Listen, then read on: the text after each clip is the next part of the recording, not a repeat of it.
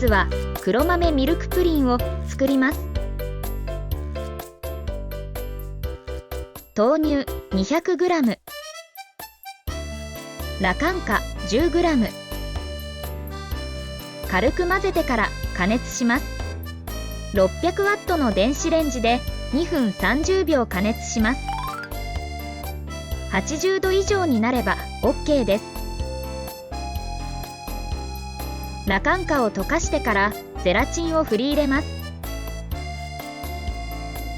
ダマにならないようにしっかり混ぜます。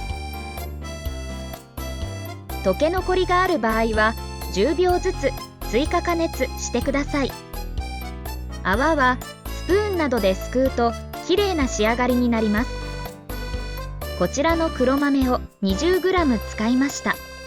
約 10g ずつ容器に入れ、お好みで羅漢とシロップも加えます。あとは先ほどのプリン液を加えて冷やします。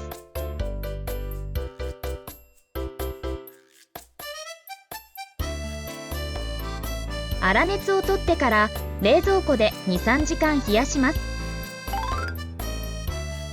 固まりました。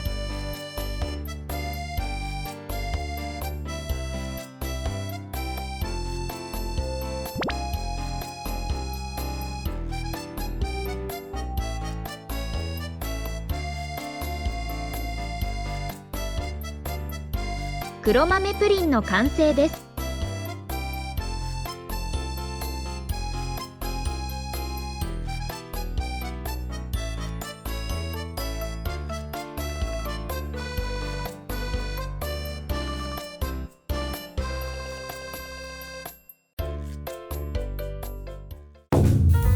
今回使った材料は豆乳 200g、 羅漢果 10g、 ゼラチン 5g、 黒豆 20g、